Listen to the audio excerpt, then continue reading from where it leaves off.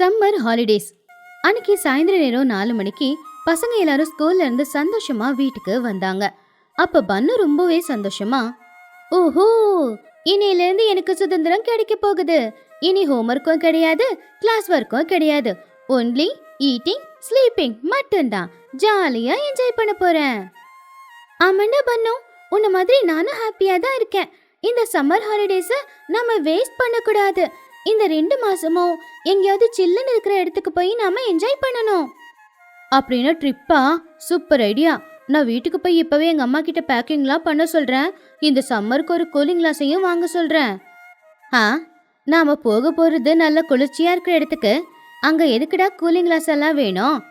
இப்பவே நான் வீட்டுக்கு போய் நாம இந்த சம்மருக்கு எங்க போறது, எங்கெல்லாம் என்னெல்லாம் சாப்பிட கிடைக்கும், என்னெல்லாம் வாங்கணும், இது எல்லாத்தையுமே லிஸ்ட் போட போறேன். உனக்கு எப்பவுமே அந்த சாப்பாட்டை விட்டு வேற எந்த யோசனையும் வராதாடா பண்ணோம். நாம ட்ரிப்பு போறேன்னா போய் பார்க்கறதுக்கு இடங்கள் நிறைய இருக்கணும், விளையாடுறதுக்கு கேம்ஸ் நிறைய இருக்கணும். சரி, நாளைக்கு காலையிலேயே பெரியவங்களையும் கூப்பிட்டு மீட்டிங் போட்டு ட்ரிப்பை டிசைட் பண்ணலாம். அடுத்த நாள் காலையில ஒரு 10 மணி இருக்கும். அப்பவே வெயில் எல்லாரையுமே சுட்டு எரிச்சுக்கிட்டு இருந்துச்சு. ஊருக்கு நடுவில் இருக்கிற மரத்துக்கு கீழே பெரியவங்க சின்னவங்க எல்லாருமே ஒன்னா சேர்ந்தாங்க. பசங்களுக்கு லீவ் கொடுத்தாச்சே, சம்மர் ஹாலிடேஸை என்ஜாய் பண்ணணும்னு பசங்க கேட்குறாங்க. ஒரு 10 நாளைக்கு எந்தாவது இடத்துக்கு போய் ட்ரிப்பை என்ஜாய் பண்ணிட்டு வரலான் இருக்கோம். அதனால எந்த இடத்துக்கு போகலான்னு சொல்லுங்க. அப்போ கூட்டத்தில் நின்றுக்கிட்டு இருந்த சிச்சு காக்கா, மஹி, நாம எல்லாரும் சேர்ந்து இந்த தடவை கோவாவுக்கு போலாமா? கோவால பீச் அழகா இருக்கும். எனக்கு ரொம்ப நாளா ஆசை இருக்கு. அந்த பீச்சில் கூலிங் கிளாஸை போட்டுக்கிட்டு அந்த தண்ணியில விளையாடிக்கிட்டு சந்தோஷமா ஹாயா உட்காந்து தூங்கலாம். கோவாவா? உனக்கு என்ன மூளை கெட்டு போச்சா? இங்க அடிக்கிற வெயிலே தாங்க முடியலையா? இதுல மறுபடியும் அங்க அடிக்கிற வெயில போயிட்டு பீச்ல உக்காந்துக்கிட்டு இருக்கணுமா? வேண்டாம் வேண்டாம், என் ஸ்கின் டோன் என்ன ஆகுறது? ஆமா சிச்சு ஆண்டி, சம்மர்ல யாராச்சும் பீச்சுக்கு போவாங்களா? நாம பேசாம ஊட்டிக்கு போலாம். அங்க நல்லா சில்லுன்னு இருக்கும். ஸ்வெட்டரு ஸ்கார்ஃப் எல்லாத்தையும் போட்டுக்கிட்டு மலை ஏறலாம். சூப்பரா என்ஜாய் பண்ணிட்டு திரும்ப வந்துடலாம். புஜ்ஜி சொன்னது கரெக்ட் தான். இங்க வெயில் அடிக்குது. ஒரு 10 நாள் ஊட்டிக்கு போனா அங்க குளிர்ச்சியா இருக்கும். ஊட்டி தான் ஃபைனல். அப்போ திடீர்னு பன்னு கிளி எழுந்துச்சு நின்று, no no no no no, கோவாவும் வேணாம், ஊட்டியும் வேணாம். நான் எவ்வளோ நாளா சொல்லிக்கிட்டு இருக்கேன், சிட்டியில ஃபுட் ஃபெஸ்டிவல் நடக்குது அப்படின்னு. இந்த தடவை நாம அங்க போலாம். ஃபுட் ஃபெஸ்டிவலா? அப்படின்னா என்ன பண்ணோம்? லூசி ஆண்டி, அது சிட்டியில நடக்கிற திருவிழா. அங்க உலகத்துல இருக்கிற எல்லா சாப்பாட்டையும் சமைச்சு வைப்பாங்க. ஸ்பெஷலா நம்ம ஆம்பூர் பிரியாணியும் இருக்கும். இன்னொரு பக்கம் சிக்கன் 65 காத்துல பறந்துகிட்டு இருக்கோம். ஐஸ்கிரீமு 6 மாதிரி ஓடிக்கிட்டு இருக்கோம். அங்க பக்கத்துல ஒரு டென்ட் போட்டுக்கிட்டு ராத்திரியும் பகலுமா நாம சாப்பிட்டுக்கிட்டே இருக்க வேண்டியதுதான். இது ரொம்ப நாளா என்னோட ட்ரீம் தெரியுமா? டேய், எப்ப பார்த்தாலும் சோறு சோறு தானா? சரி, நம்ம கோவா போனா அங்க சீ ஃபுட் நிறைய சாப்பிடலாம்டா. ஊட்டியில என்ன கிடைக்கும்? ஒன்றும் கிடைக்காது.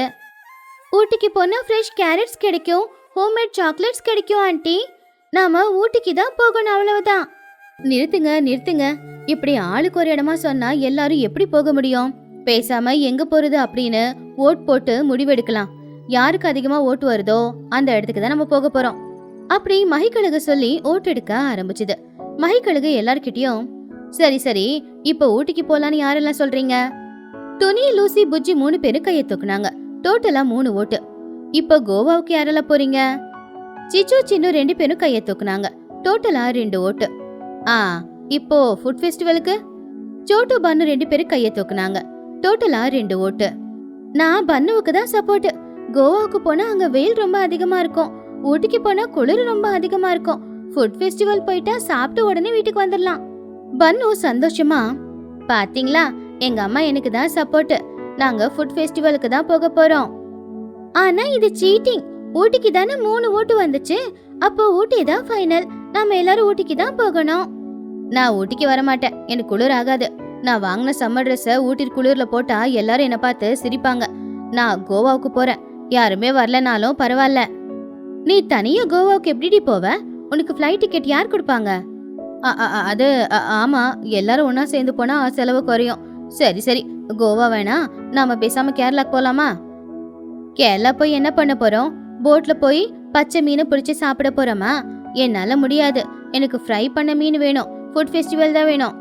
மகிக்கழகு தலைய பிடிச்சுக்கிட்டு, கடவுளே, இப்படி ஆளுக்கு ஒரு இடமா சொன்னா ஃபைனலா எந்த இடத்துக்கு தான் போறது? சரி, எல்லாரும் கொஞ்சம் டைம் எடுத்துக்கோங்க. நல்லா யோசிச்சு எங்க போறதுன்னு டிசைட் பண்ணுங்க. நாளைக்கு ஈவினிங் மறுபடியும் மீட்டிங் வைக்கலாம். 10 நாள் ஆச்சு. வெயில் இருக்க அதிகமாகிக்கிட்டே இருந்துச்சு. பறவைங்க எல்லாரும் தினமும் மரத்துக்கு கீழே மீட்டிங் போடுறாங்களே ஒழிய எங்க போறதுன்னு முடிவு எடுக்கல. அப்பா, வெயில் அதிகமா இருக்கு. இதுல எனக்கு பசி கூட எடுக்க மாட்டேங்குது. இந்த ட்ரிப் எல்லாம் கேன்சல் பண்ணிட்டு பேசாம ஏசி போட்டுட்டு வீட்டுக்குள்ளே உட்காந்துடலாம். என்னது, ட்ரிப் கேன்சலா? நோ நோ நோ, நான் எல்லா பேக்கிங்கும் பண்ணி வச்சிட்டேன். நான் ட்ரிப்புக்காக எடுத்து வச்சிருக்கிற 15 பேக்கெட் குர்குரே, 10 பேக்கெட் லேஸ், இதெல்லாம் அப்படியே வச்சா எக்ஸ்பிரி ஆகி வீணா போயிடும். அதெல்லாம் வேணாம். ஆமா சோட்டோ, தினமும் புதுசா மேக்கப் போட்டுக்கிட்டு நான் ரெடி ஆகிக்கிட்டு தான் இருக்கேன் ட்ரிப்புக்கு போலாம் அப்படின்னு. இன்னைக்கு எப்படியாவது டிசைட் பண்ணியே ஆகணும். சரி, ஊட்டியும் வேண்டாம், கொடைக்கானலும் வேண்டாம், நம்ம சிம்லா போலாமா? அங்கேயும் பனி இருக்கும்ல. சிம்லாவுக்கு போகணும்னா ட்ரெயின்ல 3 நாள் டிராவல் பண்ணணும். ட்ரெயின்ல பாத்ரூம் வேற நல்லா இருக்காது. நான் ஃப்ளைட்லயே போய்க்கிறேன். ஃப்ளைட் டிக்கெட்டுக்கு 10,000 ஆகுச்சிச்சோ. நம்ம கிட்ட அவ்வளவு பட்ஜெட் இல்ல. ட்ரெயின்லனா கொஞ்சம் கம்மியா இருக்கும். ஆமா ஆமா, ட்ரெயின்ல டிராவல் பண்றதுனா ரொம்ப சூப்பரா இருக்கும். அங்க நிறைய சாப்பிட்றதுக்கு வரும். சமோசா, டீ, ஜூஸ் எல்லாம் வரும். எல்லாம் வாங்கி சாப்பிட்டுக்கிட்டு ஜாலியா டிராவல் பண்ணலாம். டேய் பன்னு, எப்பவுமே சாப்பாட்டை பத்தியே பேசிக்கிட்டு ட்ரெயின்ல 3 நாள் போறதுன்னா ரொம்ப வெறுப்பா இருக்குண்டா. பேசாம பஸ்ல போலாம். பஸ்ஸா? பஸ்லனா வாமிட் வரும். அப்படியே வந்தாலும் நான் ஓல்வோ ஏசி பஸ்ல தான் வருவேன். இல்லனா எனக்கு கம்ஃபர்டபுளா இருக்காது. ஐயோ, உங்க எல்லாராலையும் எனக்கு தலைவலி தான் வருது. ஒருத்தன் ட்ரெயினுங்கிறதும், ஒருத்தன் ஃப்ளைட்டுங்கிறதும், ஒருத்தன் பஸ்ஸுங்கிறதும். இப்ப நான் இங்க நிக்கணுமா இல்ல போகணுமா? நீங்களே முடிவு பண்ணி சொல்லுங்க. போகாதீங்க மஹி, நாம எல்லாரும் கொடைக்கானல் போலாம். அது சவுத் இந்தியால இருக்கு. ஜஸ்ட் 1 நைட் ஜர்னி மட்டும் தான். அங்கேயும் நல்ல குளிராதான் இருக்கும். போனா சூப்பரா தான் இருக்கும். எனக்கு கொடைக்கானல்னா ஓகே தான். எனக்கும் ஓகே.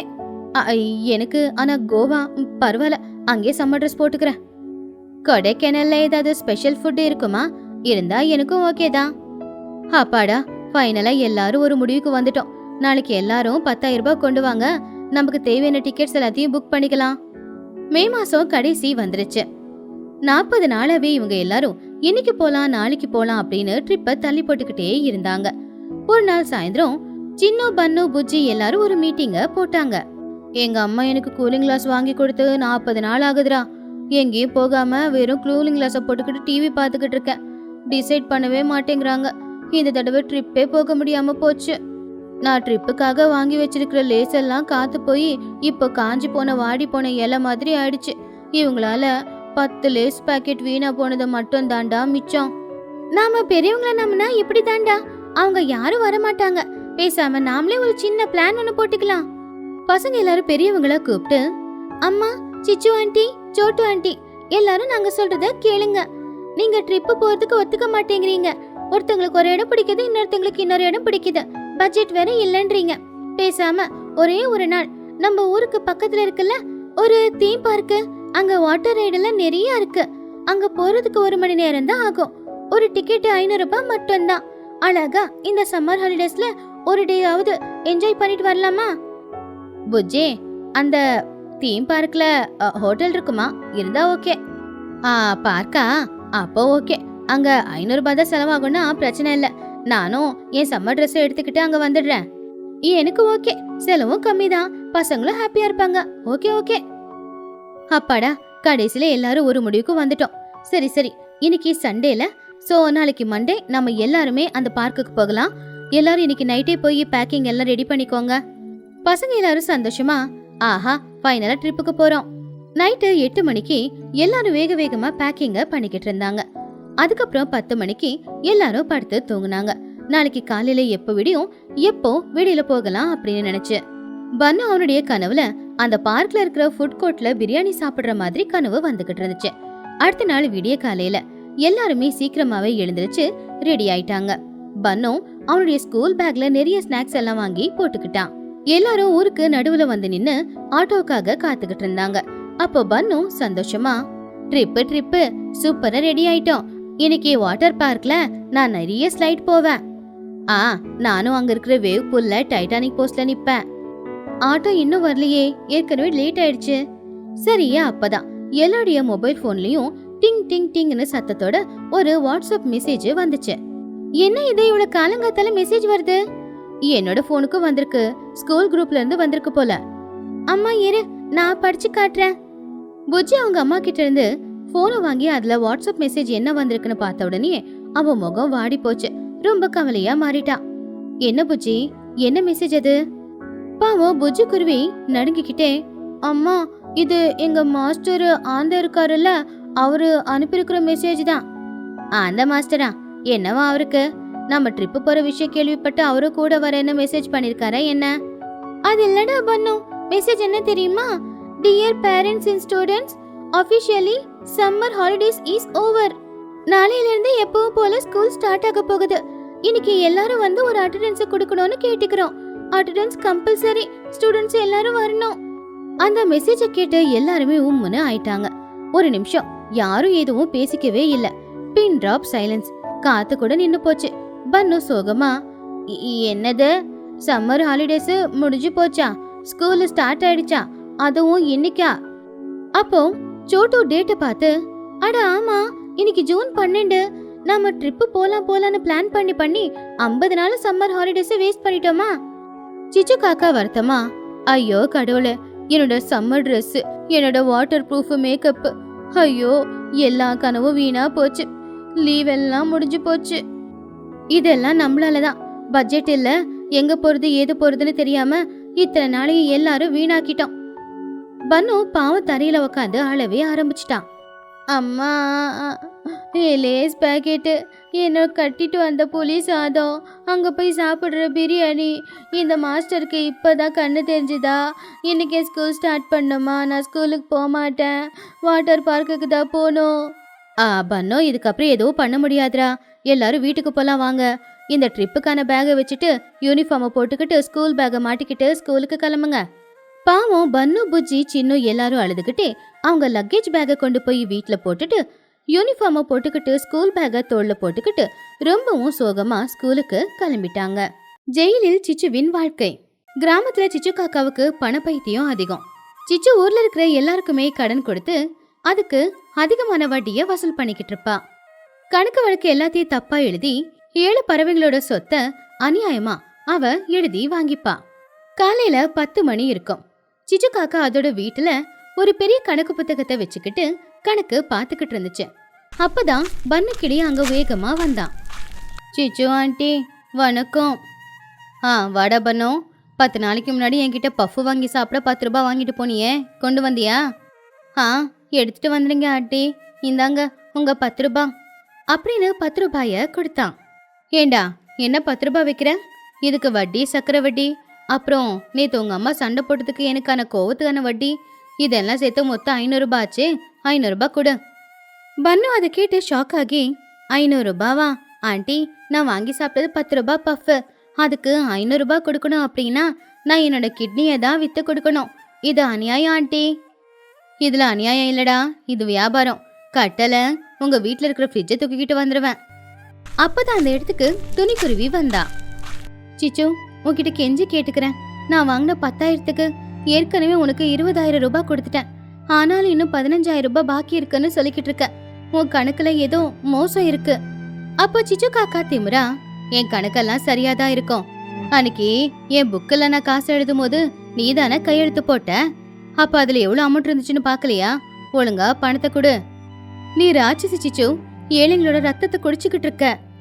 ஆமா ஆண்டி, நீங்க ரத்தத்தை குடிக்கிற வேம்பயர் மாதிரி இருக்கீங்க. எங்களை தயவு செஞ்சு விட்டுடுங்க. நீங்க யார்கிட்ட வேணும்னாலும் சொல்லிக்கோங்க, என்கிட்ட கணக்கு சரியா இருக்கு. என்னை யாராலும் எதுவும் செய்ய முடியாது, கிளம்புங்க. பன்னு டோனி 2 பேரும் வெளியில வந்துட்டாங்க. ரொம்ப கோவமா இருந்தாங்க. ஆண்டி, இந்த சிச்சு காக்கா தப்பா கணக்கு எழுதுற விஷயம் நம்ம எல்லாருக்குமே தெரியும். ஆனா போலீஸ்காரங்களுக்கு ப்ரூஃப் வேணும் இல்லையா? இந்த புத்தகத்தை நாம திருடிடலாமா? புத்தகத்தை எடுத்துக்கிட்டா அது திருட்டுத்தனம் ஆகும், நமக்கு தான் தண்டனை கிடைக்கும். நாம அவ தப்பு கணக்கு எழுதும் போது வீடியோ எடுக்கலாம். என் போன்ல கேமரா இருக்குல்ல. அன்னைக்கு ராத்திரி நேரம் அது சிச்சு காக்காவோட வீடு. சிச்சு காக்காவோட ரூம்ல போய் உக்காந்துக்கிட்டு காலையில எல்லாருக்கும் கொடுத்த கடன் பணத்தை ரப்பரால அழிச்சு அதுல பணத்தை அதிகமா எழுதிக்கிட்டு இருந்தா. சிச்சு காக்கா சிரிச்சுக்கிட்டே மனசுக்குள்ள, ஹஹா, டோனி இன்னைக்கு காலையில 5,000 ரூபாய் கொடுத்தா, அதுல ஒரு 0 அழிச்சு நான் 500 ரூபாய் மாத்துறேன். அப்போ அவ காசு எப்பவும் தீராது. பன்னு என்கிட்ட வாங்கினது 10 ரூபாய், ஆனா 2 சைபரை போட்டு 1000 ரூபாய் ஆக்கலாம். என்ன மாதிரி புத்திசாலி யாரும் இல்ல. இது எல்லாத்தையுமே வீட்டுக்கு வெளியில இருந்து ஜன்னல் வழியா வீடியோ ரெக்கார்ட் பண்ணிக்கிட்டு இருந்தாங்க. அப்போ பன்னு துணிக்கிட்ட, பாத்தீங்களா ஆண்டி, அவங்க எவ்வளவு பெரிய ஃப்ராட் வேலை பாக்குறாங்கன்னு ப்ரூஃப் கிடைச்சது. நாளைக்கே நாம போலீஸ் ஸ்டேஷனுக்கு போயிடலாம். அடுத்த நாள் காலையில அந்த ஒரு போலீஸ் ஸ்டேஷன்ல இன்ஸ்பெக்டர் லூசி தூங்கிக்கிட்டு இருந்துச்சு. பக்கத்துல கான்ஸ்டபிள் குஹுவாத்து நின்னுக்கிட்டு இருந்துச்சு. துணி பன்னு 2 பேருமே லூசி கிட்ட அந்த வீடியோவை காட்டினாங்க. இன்ஸ்பெக்டர் சார், இந்த வீடியோவை பாருங்க. சிச்சுக்காக கடன் கொடுக்கற பேர்ல எல்லாரையும் எப்படி ஏமாத்துதுன்னு தெரியும். லூசி புறா அந்த வீடியோவை பார்த்து, ஓஹோ, இது ரொம்ப பெரிய தப்பு, சீட்டிங் கேஸ். குஹு, வண்டி எடு, இப்பவே போய் அந்த சிச்சுவை அரெஸ்ட் பண்ணி கூட்டிட்டு வரலாம். குஹுவாத்து லூசி புறா 2 பேருமே ஜீப் எடுத்துக்கிட்டு சிச்சுவோட வீட்டுக்கு போனாங்க. சிச்சு, யூ ஆர் அண்டர் அரெஸ்ட். சிச்சு காக்கா பதட்டமா, அரெஸ்டா? எதுக்கு? நான் என்ன தப்பு பண்ண? நீ தப்பு கணக்கு எழுதுறது சாட்சியோட எங்களுக்கு கிடைச்சிருக்கு சிச்சு, வா ஸ்டேஷனுக்கு. சிச்சுவை ஸ்டேஷனுக்கு கூட்டிட்டு போயிட்டாங்க. விஷயம் தெரிஞ்சு ஊச்சனங்க எல்லாரும் சந்தோஷமா இருந்தாங்க. சிச்சுவுக்கு சரியான பாடம் தான் கத்து கொடுத்துருக்காங்க, இவளுக்கெல்லாம் இப்படிதான் நடக்கணும் அப்படின்னு சொல்லி சந்தோஷப்பட்டாங்க. அன்னைக்கு ராத்திரி 8 மணி இருக்கும். ஜெயில் லாக்அப்ல சிச்சு காக்கா தரையில உட்காந்துக்கிட்டு கொசு அடிச்சுக்கிட்டு இருந்தா.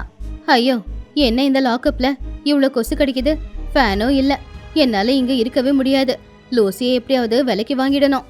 சிச்சு காக்கா லூசி புறாவை பக்கத்துல வர சொல்லி, லூசி இங்க வா, சின்னதா ஒரு பிசினஸ் டீல் பேசிக்கலாம். சிச்சு, நான் சீனியர் போலீஸ் ஆபீசர், என்கிட்ட இந்த டீல்ஸ் எல்லாம் வேணாம். நீ சீனியர்னு எனக்கும் தெரியும், ஆனா உன் கழுத்துல ஒரு டைமண்ட் நெக்லஸ் இருந்தா எவ்வளவு அழகா இருக்கும். நீ அந்த எஃப்ஐஆர் காப்பில ஒரு சேஞ்ச் பண்ண. எனக்கு 2 வருஷம் தண்டனைன்னு எழுதிருக்குல்ல, அத 10 நாளா குறை. அந்த 10 நாளைக்கு நான் தினமும் 10,000 ரூபாவா கொடுக்கறேன். லூசி புறா 10,000ன்னு சொன்னதும், 10,000மா? அதுவும் 10 நாளைக்கா? அப்படின்னா 10 நாளைக்கு 1 லட்சமா? ஆமா, 1 லட்ச ரூபாய் உனக்கு கொடுக்கறேன். ஆனா இந்த 10 நாள் எனக்கு இந்த லாக்அப்ல ஏசி வேணும், கொசு தொல்லை இருக்கக்கூடாது. காலையில எனக்கு இட்லி தோசை வேணும், மதியம் பிரியாணி வேணும், நைட்டுக்கு எனக்கு ஃப்ரைட் ரைஸ் வேணும். லூசி புறா 1 லட்ச ரூபாவுக்கு ஆசைப்பட்டு, டீல், ஓகே, உனக்கு 10 நாளைக்கு என்னெல்லாம் வசதி வேணுமோ எல்லாத்தையும் செஞ்சு கொடுக்கறேன். உனக்கு 2 வருஷம் தண்டனை கிடையாது, 10 நாள் என் ஃப்ரெண்டா இருந்துட்டு போ. அடுத்த நாள் காலையில 9 மணி கான்ஸ்டபிளான குஹுவாத்து ஸ்டேஷனுக்கு வந்து லாக்அப்பை பார்த்து ஆச்சரியப்பட்டுச்சு. லாக்அப்ல ஒரு ஏசியை ஃபிக்ஸ் பண்ணிருந்தாங்க. உள்ள சாஃப்டான மெத்தையில சிச்சு காக்கா படுத்துக்கிட்டு இருந்துச்சு. பக்கத்துல மேங்கோ ஜூஸும் இருந்துச்சு. குஹு அது எல்லாத்தையும் பார்த்து ஆச்சரியமா, என்ன இது, லாக்அப்ல ஏசியா? சிச்சு, இந்த ஜூஸ் ஏது உனக்கு? ஹாய் கான்ஸ்டபிள், எப்படி இருக்க? இந்த ஏற்பாடு எல்லாத்தையும் பண்ணது உங்க இன்ஸ்பெக்டர் லூசி தான். எனக்கு இப்ப நீ தான் எல்லா வேலையும் செய்யணும். ஹோட்டலுக்கு போய் 2 மசால் தோசை வாங்கிக்கிட்டு வா. தோசையா? ஜெயில கைதிகளுக்கு களியும் சாப்பாடும் தான் கொடுப்பாங்க, தோசை எங்காச்சும் கொடுப்பாங்களா? அப்போ லூசி புறா அங்க வந்து, குஹு எதுக்கு பேசாத, அவங்க இப்ப நமக்கு கெஸ்ட், அவங்க என்ன கேக்குறாங்களோ அதை வாங்கிட்டு வா. குஹு வாத்துக்கு புரிஞ்சு போச்சு, லூசி சிச்சு கிட்ட லஞ்சம் வாங்கிருக்குன்னு. அன்னைக்கு மதிய நேரம் சுட சுட பிரியாணியோட ஒரு கோக் கூட சிச்சுவோட லாக்அப் குள்ள போச்சு. சிச்சு அங்க உட்காந்துக்கிட்டு பிரியாணி சாப்பிட்டுக்கிட்டு இருந்தா. சிச்சு அவ மனசுக்குள்ள, ஜெயில் வாழ்க்கை இவ்வளவு நல்லா இருக்கும்னு நான் கொஞ்சம் கூட எதிர்பார்க்கல லூசி. வீட்டுல இதெல்லாம் நானே சமைச்சு சாப்பிடணும், ஆனா இங்க இதெல்லாத்தையும் நீங்க கொண்டு வந்து குடுக்குறீங்க, சூப்பர். கான்ஸ்டபிள் குஹுவாத்துக்கு அங்க நடக்கிறது பிடிக்கவே இல்ல. உடனே பன்னு அப்புறம் துணி கிட்ட போய் குஹு விஷயத்த சொல்லுச்சு. துணி, பன்னு, நீங்க சிச்சு காக்கா ஸ்டேஷன்ல கஷ்டப்படுறான்னு நினைச்சுக்கிட்டு இருக்கீங்க, ஆனா அவளுக்கு அங்க 5 ஸ்டார் ஹோட்டல் ட்ரீட்மெண்ட் நடந்துகிட்டு இருக்கு. காலையில மசால் தோசை, மதியம் பிரியாணி, சாயந்தரத்துக்கு ஃப்ரைட் ரைஸ்னு வகை வகையா உள்ள போய்கிட்டே இருக்கு. என்னது, ஜெயில பிரியாணி போடுறாங்களா? ஆண்டி, அப்ப நானும் ஏதாவது தப்பு பண்ணி ஜெயில வந்து உக்காந்துக்கிறேன். எனக்கு நீங்க 3 வேளையும் பிரியாணி கொடுங்க, எனக்கு பிரியாணி அப்படின்னா ரொம்ப பிடிக்கும். டே பன்னு, உனக்கு அறிவு இருக்கா? சிச்சு லஞ்சம் கொடுத்துருக்கா, அதனாலதான் அவளுக்கு அங்க அப்படி சாப்பாடு கிடைச்சிக்கிட்டு இருக்கு. அவங்க தப்பு பண்றாங்க, இதை இப்படி விடக்கூடாது. நம்ம மேலதிகாரியான மகிக்கழுகு கிட்ட இதை பத்தி கம்ப்ளைண்ட் பண்ணணும். ஆமா, லாக்அப்ல உட்காந்து சிச்சு ஆண்டி பிரியாணி சாப்பிடுறாங்கன்னா அதை என்னால தாங்க முடியாது. அவங்க 3 பேரும் சேர்ந்து மேலதிகாரியான மகிக்கழுக பார்க்க போனாங்க. மகிக்கழுகு ரொம்பவும் ஸ்ட்ரிக்டான ஆபீசர். என்ன டோனி, என்ன விஷயம்? அந்த சிச்சு காக்காவை தான் அரெஸ்ட் பண்ணியாச்சே. அரெஸ்ட் ஆயிட்டா மேடம், ஆனா அவ ஜெயில கஷ்டப்படல, சந்தோஷமா வாழ்ந்துகிட்டு இருக்கா. லஞ்சம் கொடுத்து ஆபீசர்ஸ கையில போட்டுக்கிட்டு பிரியாணியும் ஃப்ரைட் ரைஸும் சாப்பிட்டுக்கிட்டு அவங்க சந்தோஷமா இருக்கா. அதை கேட்டதும் மகிக்கழகுக்கு ரொம்பவும் கோவம் வந்துச்சு. என்னது, போலீஸ் ஸ்டேஷன்ல லாக்அப்ல பிரியாணியா? இது எவ்வளவு பெரிய குற்றம், எவ்வளவு பெரிய ஊழல். வாங்க, இப்ப ராத்திரி 8 மணி ஆகுதுல, இந்த நேரம் சிச்சுவுக்கு உள்ள என்ன சாப்பாடு போகுதுன்னு நான் பாக்குறேன். நான் மஃப்தி ட்ரெஸ்ல வரேன். மகிக்கழகு நார்மல் ட்ரெஸ்ஸ போட்டுக்கிட்டு அன்னைக்கு ஸ்டேஷனுக்கு போச்சு. அப்ப ராத்திரி ஒரு 8 மணி இருக்கும். லாக்அப்குள்ள சிச்சு காக்கா இல்ல. லாக்அப்க்கு வெளியில ஒரு டேபிள் போட்டுக்கிட்டு அந்த பக்கம் சிச்சு, இந்த பக்கம் லூசி 2 பேரும் பீட்சாவை முன்னாடி வச்சுக்கிட்டு சாப்பிட்டுக்கிட்டு இருந்தாங்க. லூசி, பீட்சா சூப்பரா இருக்கு. எனக்கு ஜெயில இருக்கிற மாதிரியே இல்ல. நாளைக்கு மார்னிங் எனக்கு பட்டர் நானும் பன்னீர் பட்டர் மசாலாவும் வாங்கிட்டு வா. ஓகே சிச்சோ, நீ பணம் கொடுக்கற வரைக்கும் எனக்கு என்ன கஷ்டம் இருக்கு? தினமும் வெரைட்டியா வாங்கிட்டு வந்து கொடுக்கறேன். சாப்பிடு சாப்பிடு. அப்பதான் திடீர்னு லூசிக்கு பின்னாடி இருந்து ஏதோ ஒரு கம்பீரமான குரல் கேட்டுச்சு. ஓ, பீட்சா ரொம்ப சூப்பரா இருக்கு போல லூசி, எனக்கும் ஒரு பீஸ் கிடைக்குமா அப்படின்னு சொன்னதுமே லூசி புறா பின்னாடி திரும்பி பார்த்துச்சு. மஃப்தில இருந்த எஸ்பி மகிக்கழக பார்த்த உடனே அவளுக்கு உயிரே போன மாதிரி இருந்துச்சு. லூசி புறா சல்யூட் அடிச்சு நடுங்கிக்கிட்டே, எஸ்பி மேடம், நீங்க இங்க? நான் தான் லூசி, இங்க பீட்சா பார்ட்டி நடக்குதுன்னு கேள்விப்பட்டு வந்தேன் அப்படின்னு சொல்லி சிச்சுவை பார்த்து, என்ன சிச்சு, ஜெயிலுக்கு வந்தது தண்டனை அனுபவிக்கவா இல்ல இப்படி ஜாலியா இருக்கவா? அது மேடம், இங்க ஃபுட்டு எனக்கு ஒத்துக்கலன்னு நான் வெளியில இருந்து வாங்கிட்டு வர சொன்னேன். லூசி ரொம்ப நல்லவங்க. நல்லவங்கெல்லாம் இல்ல, இவங்க லஞ்சத்துக்காக என்ன வேணும்னாலும் பண்ணுவாங்க போல. பாருங்க, லாக்அப்குள்ள ஏசி இருக்கிறத நான் ஃபர்ஸ்ட் டைம் பாக்குறேன். மகிக்கழகு அதை பார்த்து ரொம்ப கோவமா, என்ன லூசி இது, அக்யூஸ்ட லாக்அப்குள்ள வைக்காம வெளியில வச்சுக்கிட்டு இருக்க? அவளுக்கு பீட்சா வேற வாங்கி கொடுத்துக்கிட்டு இருக்க? என்ன, எவ்வளவு லஞ்சம் வாங்கின? குஹு, இவளையும் சிச்சுவையும் 2 பேரையும் சேர்த்து இந்த லாக்அப்ல போட்டு இப்பவே பூட்டு போடு. மன்னிச்சிடுங்க மேடம், ஏதோ தெரியாம தப்பு பண்ணிட்டேன். பணத்தாசையில தயவு செஞ்சு என்ன வேலையை விட்டு தூக்கிடாதீங்க. இந்த மாதிரி தப்புக்கு இங்க மன்னிப்பே இல்ல. அப்புறம் சிச்சு, உனக்கு இந்த லோக்கல் ஜெயிலெல்லாம் சரியா இருக்காது. உன்னை இப்பவே நான் சிட்டில இருக்கிற சென்ட்ரல் ஜெயிலுக்கு மாத்திடுறேன். அங்க ஏசி இல்ல, ஃபேனு கூட இருக்காது. இந்த கட்டில் இல்ல, பாய் கூட இருக்காது. சாப்பிடுறதுக்கு 2 நேரம் கூழ் மட்டும்தான் கொடுப்பாங்க. ஒரு நேரம் களி, அத சாப்பிடு. சிச்சு காக்கா அதை கேட்டு பயந்து போய், என்னது, சென்ட்ரல் ஜெயிலா? நானா? ஐயோ, வேண்டாம் மஹி, வேண்டாம் வேண்டாம். நான் என் பணத்தை எல்லாத்தையுமே எல்லா ஏழைங்களுக்கு கொடுத்துடுறேன். தயவு செஞ்சு என் தண்டனையை குறைச்சிடுங்க. சிச்சு, ஏழைங்களோட வயிற்றுல கொட்டிக்கிட்டே நீ எவ்வளவு நாடகம் ஆடினாலும் இனி உன்னால தப்பிக்க முடியாது. ஆமா ஆண்டி, நீங்க ஜெயிலுக்குள்ள போய் நல்ல களியும் கூழும் சாப்பிடுங்க. நாங்க எல்லாரும் வெளியில இருந்து நல்ல சூடான பிரியாணிய சாப்பிடுறோம். மகிக்கழகு ஆர்டர் பண்ணதுனால அங்க ஒரு பெரிய போலீஸ் வேன் வந்துச்சு. அதுல சிச்சுவையும் லூசியையும் ஏத்தி, போங்க போங்க, 2 பேரும் சென்ட்ரலுக்கு போங்க. அங்க போய் நல்லா உட்காந்து களி சாப்பிடுங்க. Bye bye. சிச்சு காக்காவும் லூசி புறாவும் அங்கிருந்து சென்ட்ரல் ஜெயிலுக்கு போனாங்க. குஹு, நீ நேர்மையா வேலை பார்த்திருக்க. அதனால இனில இருந்து இந்த ஸ்டேஷனுக்கு நீ தான் புது இன்ஸ்பெக்டர். Thank you madam. அப்பாடா, எல்லாம் நல்லபடியா முடிஞ்சுது. ஆனா ஒரு சின்ன விஷயம், அவங்க சாப்பிட்றதுக்காக டேபிள்ல வாங்கி வச்சிருக்கிற அந்த பீட்சா ஆறி போனா நல்லா இருக்காது. அதனால அந்த பீட்சாவை நம்ம எல்லாரும் சேர்ந்து சாப்பிட்டுடலாமா?